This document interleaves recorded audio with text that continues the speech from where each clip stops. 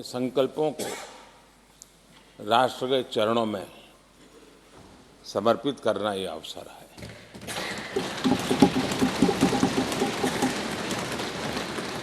ये 5 वर्ष देश में रिफॉर्म, परफॉर्म एंड ट्रांसफॉर्म, ये बहुत रेयर होता है कि रिफॉर्म भी हो, परफॉर्म भी हो और हम ट्रांसफॉर्म होता अपनी आंखों के सामने देख पाते हो, एक नया विश्वास भरता हो। ये अपने आप में 17वीं लोकसभा से आज देश अनुभव कर रहा है और मुझे पक्का विश्वास है कि देश 17वीं लोकसभा को जरूर आशीर्वाद देता रहेगा।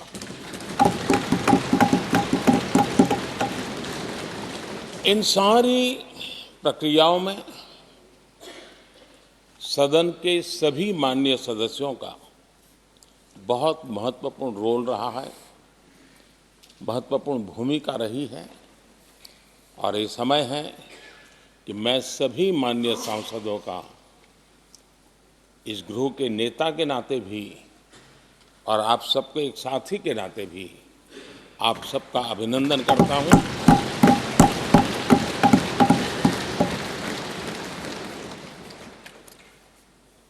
विशेष रूप से आदरणीय अध्यक्ष जी, मैं आपके प्रति भी हृदय से बहुत बहुत आभार व्यक्त करता हूं।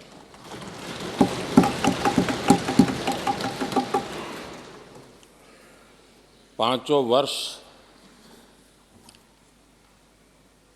कभी कभी सुमित्रा जी मुक्त हास्य करती थी, लेकिन आप हर पल आपका चेहरा मुस्कान से भरा रहता था। यहाँ कुछ भी हो जाए लेकिन कभी भी उस मुस्कान में कोई कमी नहीं आई।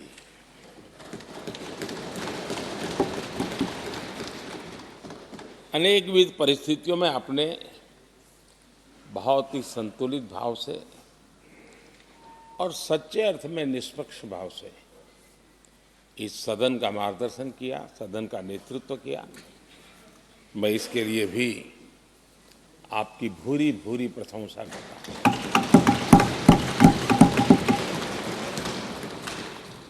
आक्रोश के पल भी आए, आरोप के भी पल आए, लेकिन आपने पूरे धैर्य के साथ इन सभी स्थितियों को संभालते हुए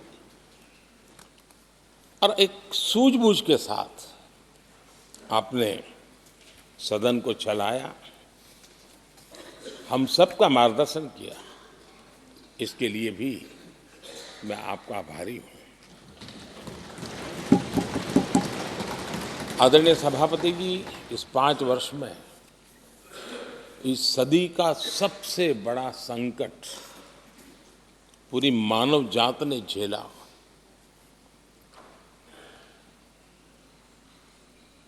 कौन बचेगा, कौन बच पाएगा, कोई किसी को बचा सकता है कि नहीं बचा सकता, ऐसी वो अवस्था थी। ऐसे में सदन में आना, ये भी अपना घर छोड़ के निकलना, ये भी संकट का काल था। उसके बाद भी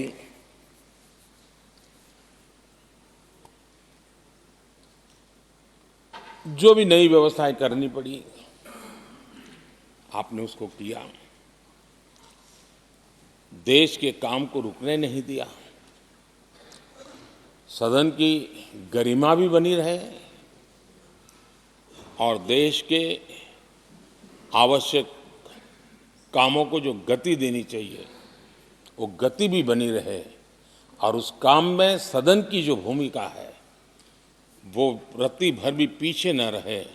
इसको आपने बड़ी कुशलता के साथ संभाला और दुनिया के लिए एक उदाहरण के रूप में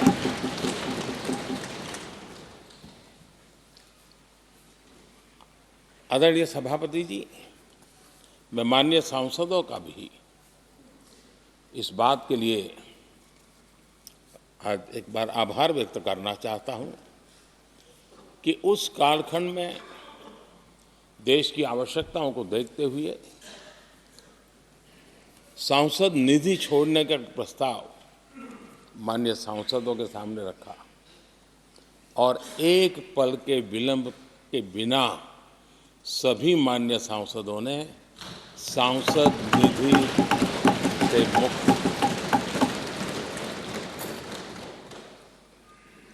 इतना ही नहीं,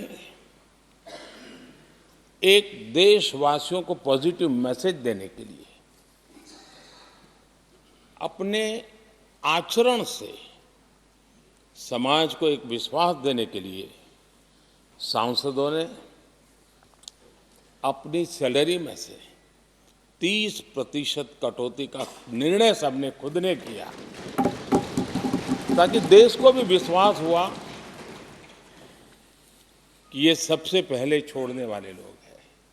और आदरणीय सभापति जी, हम सभी सांसद बिना कारण साल में 2 बार हिंदुस्तान के मीडिया के किसी न किसी कोने में गाली खाते रहते थे कि ये सांसदों को इतना मिलता है और कैंटीन में इतने में खाते हैं, बाहर इतने में मिलता है, कैंटीन में इतने में मिलता है, बाहर यानी पता नहीं बाहर नोट लिए जाते थे। आपने निर्णय किया सबके लिए समान रेट होंगे कैंटीन में, और सांसदों ने कभी भी विरोध नहीं किया, शिकायत भी नहीं की, और सभी सांसदों की बिना कारण इतनी फजेत करने वाले लोग मजे लेते थे, उससे हम सबको आपने बचा लिया। इसके लिए भी मैं आपका आभार व्यक्त करता हूं। आदरणीय सभापति जी, ये बात सही है कि हमारे कई लोकसभा के, चाहे 17 भी हो, 16 भी हो, 15 भी हो, संसद का नया भवन होना चाहिए, इसकी चर्चा सबने की, सामूहिक रूप से की, एक स्वर से की, लेकिन निर्णय नहीं होता था। ये आपका नेतृत्व है जिसने निर्णय किया, चीज़ों को आगे बढ़ाया, सरकार के साथ अनेक मीटिंगें की, और उसी का परिणाम है कि आज देश को ये नया संसद भवन प्राप्त हुआ है। आदरणीय सभापति जी, एक विरासत का अंश, और जो आज़ादी की पहली पल थी उसको जीवंत रखने का हमेशा हमेशा हमारे मार्गदर्शक रूप में ये सेंगोल को यहाँ स्थापित करने का काम, और अब प्रतिवर्ष उसको सेरेमोनियल इवेंट के रूप में उसको हिस्सा बनाने का एक बहुत बड़ा काम आपके नेतृत्व में हुआ है, जो भारत की आने वाली पीढ़ियों को हमेशा हमेशा हमें आज़ादी के उस प्रथम पल के साथ जोड़ के रखेगा, और आज़ादी की वो पल क्यों थी हमें वो याद रहेगा, तो देश को आगे ले जाने की वो प्रेरणा भी बनी रहेगी। उस पवित्र काम को आपने किया है। आदरणीय सभापति जी, ये भी सही है कि इस कालखंड में G20 की अध्यक्षता का भारत को मिली। भारत को बहुत सम्मान मिला। देश के हर राज्य ने अपने अपने तरीके से विश्व के सामने भारत का सामर्थ्य और अपने राज्य की पहचान बखूबी प्रस्तुत की, जिसका प्रभाव आज भी विश्व के मन पर है। उसके साथ आपके नेतृत्व में G20 की तरह P20 का जो सम्मेलन हुआ और विश्व के अनेक देशों के स्पीकर्स यहाँ आए, और मदर ऑफ डेमोक्रेसी भारत किस महान परंपरा को लेकर के किस डेमोक्रेटिक वैल्यूज को लेकर के सदियों से हम आगे बढ़े हैं। व्यवस्थाएं बदली होगी, लेकिन डेमोक्रेटिक मन भारत का हमेशा बना रहा है। उस बात को आपने विश्व के स्पीकर्स के सामने बखूबी प्रस्तुत की और भारत को लोकतांत्रिक व्यवस्थाओं में भी एक प्रतिष्ठा प्राप्त कराने का काम आपके नेतृत्व में हुआ। आदरणीय सभापति जी, मैं एक बात के लिए आपका विशेष अभिनंदन करना चाहता हूं। शायद हमारे सभी माननीय सांसदों का और मीडिया का भी उस तरफ ध्यान नहीं गया है। हम संविधान सदन जिसको कहते हैं, जो पुरानी संसद, जिसमें महापुरुषों के जन्म जयंती निमित्त उनकी प्रतिमा को पुष्प चढ़ाने के लिए हम लोग एकत्र आते हैं, लेकिन वो एक 10 मिनट का इवेंट होता था और चले जाते थे। आपने देश भर में इन महापुरुषों के लिए वक्तृत्व स्पर्धा, निबंध स्पर्धा का एक अभियान चलाया। उसमें से जो बेस्ट ऑरेटर होते थे और बेस्ट एसेज होते थे, हर राज्य से 2-2 बालक उस दिन दिल्ली आते थे और उस महापुरुष की जन्म जयंती के समय, पुष्प वर्षा के समय वो मौजूद रहते थे, देश के नेताओं को, और बाद में वो पूरा दिन भर रह करके उस पर अपना व्याख्यान देते थे। वे दिल्ली के अन्य स्थान पर जाते थे, वो सांसद की गतिविधियों को समझते थे। यानी अपने ये निरंतर प्रक्रिया चला करके देश के लाखों विद्यार्थियों को भारत की संसदीय परंपरा से जोड़ने का बहुत बड़ा काम किया। और ये परंपरा, ये आपके खाते में रहेगी और आने वाले समय में हर कोई बड़े गौरव के साथ इस परंपरा को आगे बढ़ाएगा। मैं इसके लिए भी आपका अभिनंदन करता हूं। आदरणीय अध्यक्ष जी, संसद की लाइब्रेरी जिसको उपयोग करना चाहिए वो कितना कर पाते थे वो तो मैं नहीं कह सकता हूं, लेकिन आपने उसके दरवाजे सामान्य व्यक्ति के लिए खोल दिए। ज्ञान का ये खजाना, परंपराओं की विरासत, उसको आपने जन सामान्य के लिए खोल करके बहुत बड़ी सेवा की है। मैं इसके लिए भी आपका हृदय से अभिनंदन करता हूं। पेपरलेस पार्लियामेंट, डिजिटलाइजेशन, आपने आधुनिक टेक्नोलॉजी हमारी व्यवस्था में कैसे बने। शुरू में कुछ साथियों को दिक्कत रही, लेकिन अब सब इसके आदी हो गए हैं। सब मैं देखता हूं, जब यहाँ बैठे हैं तो कुछ न कुछ करते रहते हैं। तो अपने आप में एक बहुत बड़ा काम आपने किया है। ये एक स्थायी व्यवस्थाएं आपने निर्माण की है। मैं इसके लिए आपका बहुत आभार व्यक्त करता हूँ। आदरणीय अध्यक्ष जी, आपकी कुशलता और माननीय सांसदों की जागरूकता, उन सबका संयुक्त प्रयास मैं कह सकता हूं कि जिसके कारण 17वीं लोकसभा की प्रोडक्टिविटी करीब करीब 97% रही है।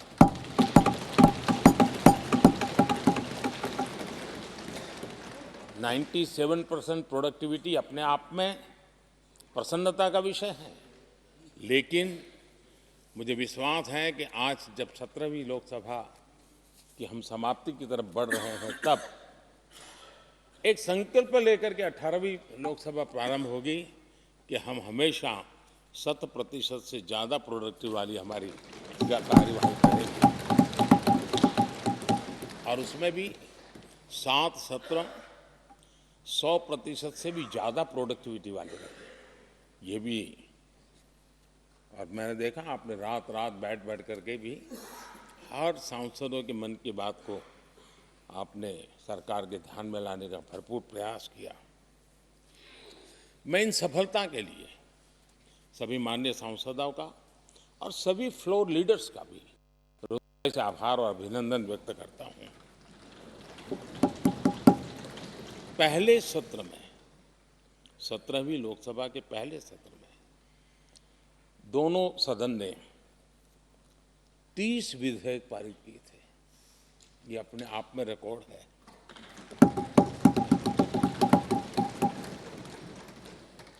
और एक नए नए बेंचमार्क 17वीं लोकसभा ने बनाए हैं। आदरणीय अध्यक्ष जी, आजादी के 75 वर्ष पूरा होने का उत्सव हम सबको कितना बड़ा सौभाग्य मिला कि ऐसे अवसर पर हमारे सदन ने अत्यंत महत्वपूर्ण कामों को नेतृत्व किया। हर स्थान पे हुआ। शायद ही कोई सांसद ऐसा होगा कि जिसने आज़ादी के 75 वर्ष को लोकोत्सव बनाने में अपने अपने क्षेत्र में भूमिका अदा न की हो। यानी सचमुच में आज़ादी के 75 वर्ष को देश ने जी भर करके उत्सव से बनाया और उसमें हमारे माननीय सांसदों की और इस सदन की बहुत बड़ी भूमिका रही है। हमारे संविधान लागू होने के 75 वर्ष, ये भी अवसर इसी समय इसी सदन को मिला है, इसी सभी माननीय सांसदों को मिला है। और संविधान की जो भी जिम्मेवारियां उसकी शुरुआत यहाँ से होती है और उनके साथ ये जुड़ना, ये अपने आप में बहुत बड़ी प्रेरक है। आदरणीय अध्यक्ष जी, इस कार्यकाल में बहुत ही रिफॉर्म्स हुए हैं और गेम चेंजर है। 21वीं सदी के भारत की मजबूत नींव उन सारी बातों में नजर आती है। एक बड़े बदलाव की तरफ तेज गति से देश आगे बढ़ा है और इसमें भी सदन के सभी साथियों ने बहुत ही उत्तम मार्गदर्शन किया है, अपनी हिस्सेदारी जताई है और देश, हम संतोष से कह सकते हैं कि हमारी अनेक पीढ़ियां जिन बातों का इंतजार करती थी, ऐसी बहुत से काम इस 17वीं लोकसभा के माध्यम से पूरे हुए। पीढ़ियों का इंतजार खत्म हो गया। अनेक पीढ़ियों ने एक संविधान, इसके लिए सपना देखा था, लेकिन उसमें एक एहसास हो रहा है और वो सपना भी सिद्ध होके रहेगा।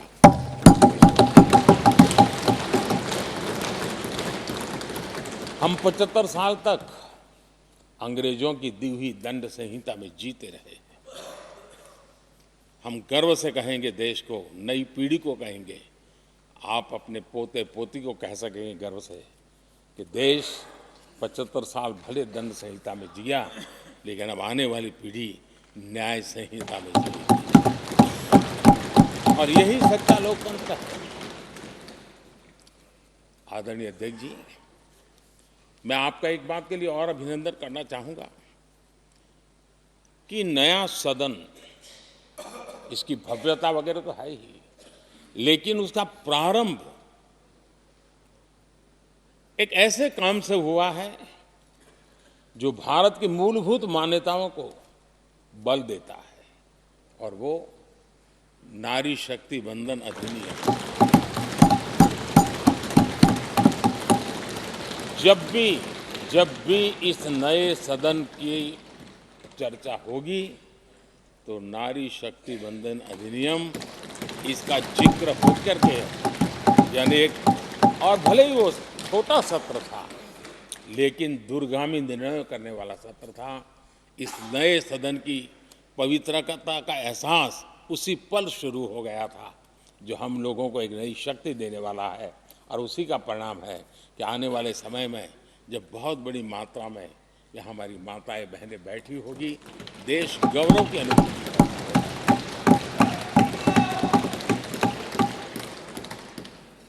3 तलाक, कितने उतार चढ़ाव से हमारी मुस्लिम बहनें इंतजार कर रही थी। अदालतों ने उनके पक्ष में निर्णय किए थे, लेकिन वो हक उनको प्राप्त नहीं हो रहा था। मजबूरियों से गुजारा करना पड़ रहा था। कोई प्रकट रूप से कहें, कोई अप्रकट रूप से कहें, लेकिन 3 तलाक से मुक्ति का बहुत महत्वपूर्ण और नारी शक्ति के सम्मान का काम 17वीं लोकसभा ने किया है। सभी माननीय सांसद, उनके विचार कुछ भी रहे हो, उनका निर्णय कुछ भी रहा हो, लेकिन कभी न कभी तो कहेंगे कि हाँ, इन बेटियों को न्याय देने का काम भी करने के समय हम वहाँ मौजूद हैं। पीढ़ियों से होता यह न्याय हमने पूरा किया है और वो बहनें हमें आशीर्वाद दे रही है। आदरणीय अध्यक्ष जी, आने वाले 25 वर्ष हमारे देश के लिए बहुत महत्वपूर्ण है। राजनीति की गहमागहमी अपनी जगह पे है, राजनीतिक क्षेत्र के लोगों की अपनी आशा आकांक्षा अपनी जगह पे है, लेकिन देश की अपेक्षा, देश की आकांक्षा, देश का सपना, देश का संकल्प ये बन चुका है। 25 साल वो हैं जो देश इच्छित परिणाम प्राप्त करके रहेगा।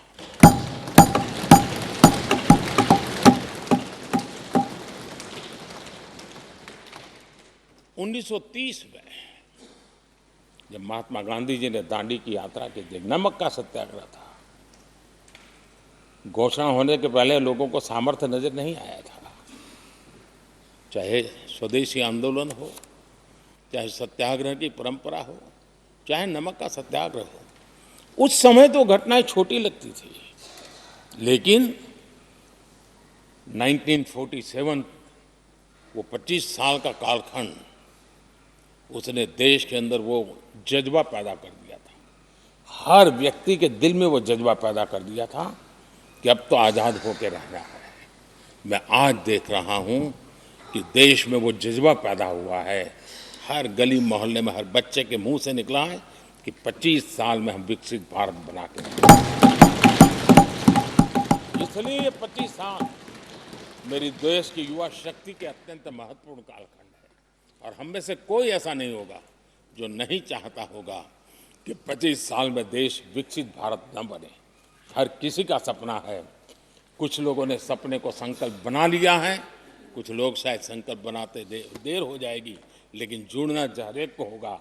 और जो जुड़ भी नहीं पाएंगे और जीवित होंगे तो फल तो जरूर खाएंगे। ये मेरा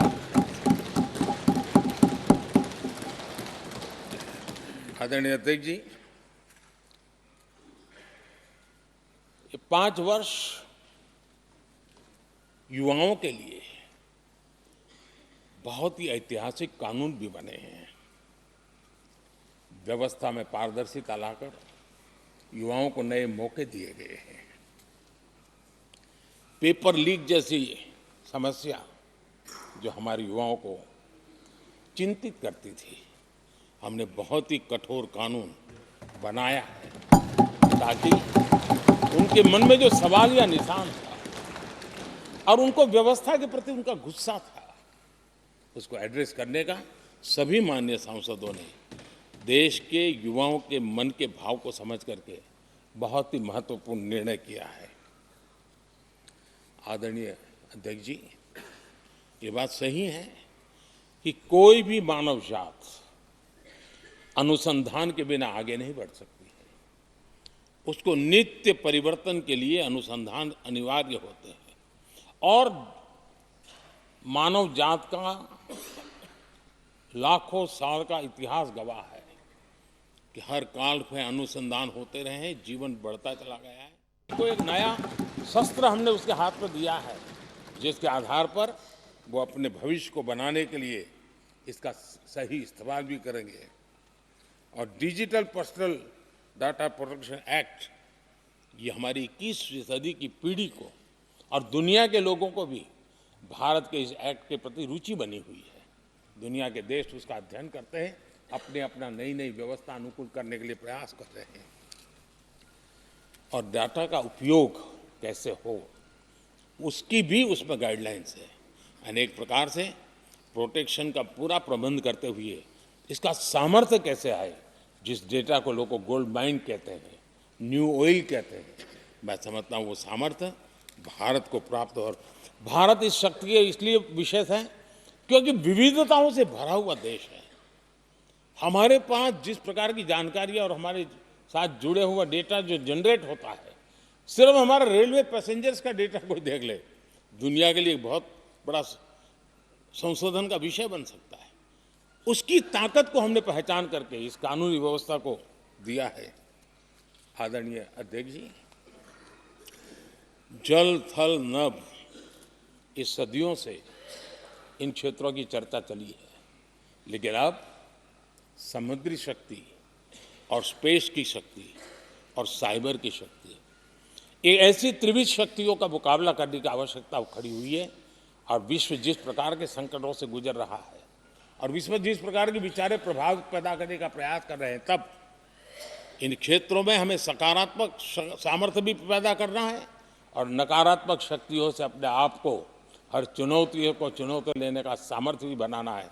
और उसके लिए आवश्यक स्पेस से जुड़े रिफॉर्म्स बहुत अनिवार्य थे और बहुत दूरगामी दृष्टि के साथ स्पेस के रिफॉर्म का काम हमारे यहाँ हुआ है। आदरणीय अध्यक्ष जी, देश ने जो आर्थिक रिफॉर्म किए हैं उसमें 17वीं के लोकसभा के सभी माननीय सांसदों की बहुत बड़ी भूमिका रही है। बीते वर्षों में हजारों कंप्लायंसेस बेवजह हम जनता जनार्दन को ऐसी चीजों में उलझाए रखा, ये गवर्नेंस की एक ऐसी विकृत व्यवस्था विकसित हो गई, उसमें से मुक्ति दिलाने का बहुत बड़ा काम हमारे यहाँ हुआ है। और इसके लिए भी ये सदन का मैं आभारी हूँ। यानी इस प्रकार के कंप्लायंसेस के बोझ में सामान्य व्यक्ति तो दब जाता है। और मैंने तो एक बार लाल किले से भी कहा था, हम जब मिनिमम गवर्नमेंट मैक्सिमम गवर्नेंस कहते हैं, मैं दिल से मानता हूं कि लोगों की जिंदगी में से जितना जल्द सरकार निकल जाए उतना ही लोकतंत्र का सामर्थ्य बढ़े। रोजमर्रा की जिंदगी में हर डगर पे सरकार टांग क्यों अड़ाए? हाँ, जो अभाव में है उसके लिए सरकार हर पल मौजूद हो, लेकिन सरकार का प्रभाव उसकी जिंदगी को ही रुकावट बना दे, ऐसी लोकतंत्र नहीं हो सकता है। और इसलिए हमारा मकसद है सामान्य मानवीय की जिंदगी से सरकार जितनी हट जाए, कम से कम उसकी जिंदगी में सरकार का नाता रहे, वैसा समृद्ध लोकतंत्र दुनिया के सामने हमने आगे बढ़ाना चाहिए। उस सपने को पूरा करेंगे।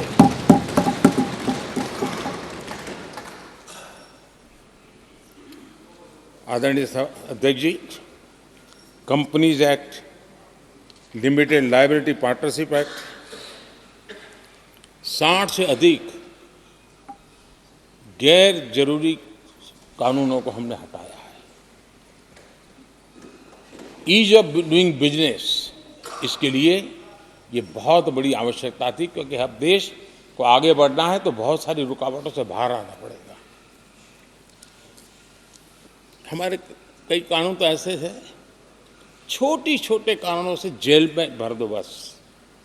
यहाँ तक कि फैक्ट्री है और उसके शौचालय को 6 महीने में एक बार अगर व्हाइट वॉश नहीं किया है तो उसके लिए जेल थी, वो कितनी बड़ी कंपनी का मालिक क्यों ना हो।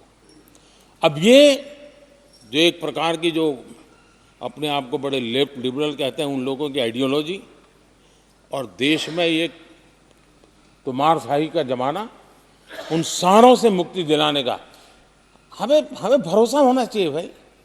वो करेगा। आज लोगों के घरों में लिफ्ट होती है, वो सोसाइटी फ्लैट वाले लोग अपनी लिफ्ट रिपेयर करते ही है जी, हर चीज कर लेते हैं। तो ये जो समाज पर, नागरिक पर भरोसा करने का काम, बहुत तेजी से बढ़ाने का काम 17वीं लोकसभा ने किया है। और इसके लिए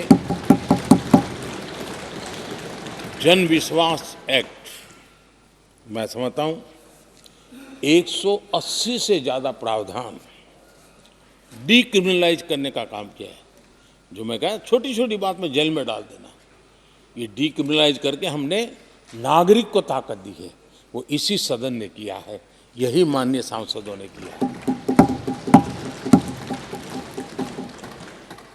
कोर्ट की चक्कर से जिंदगी बचाने के लिए बहुत महत्वपूर्ण काम, कोर्ट के बाहर विवादों से मुक्ति, उस दिशा में एक महत्वपूर्ण काम, मध्यस्थता का कानून, उस दिशा में भी इसी माननीय सांसदों ने बहुत बड़ी भूमिका अदा की। जो हमेशा हाशिए पर था, किनारे पर थे, जिनको कोई पूछता नहीं था, सरकार होने का उनको एहसास हुआ है। हाँ, सरकार है, हम है। जब कोविड में मुफ्त इंजेक्शन मिलता था ना, उसको भरोसा होता था, चलिए जान बच गई, सरकार सरकार होना का उसको एहसास होता था। और यही तो सामान्य मानवीय की जिंदगी में बहुत आवश्यक होता है। वो असहायता न अनुभव, अब क्या होगा, ये स्थिति पैदा नहीं होनी चाहिए। ट्रांसजेंडर समुदाय अपमानित महसूस करता था, और जब बार बार वो अपमानित होता था तो उसके अंदर भी विकृतियों की संभावनाएं बढ़ती रहती थी, और ऐसे विषयों से सब लोग दूर भागते थे। 17वीं लोकसभा के सभी माननीय सांसदों ने ट्रांसजेंडर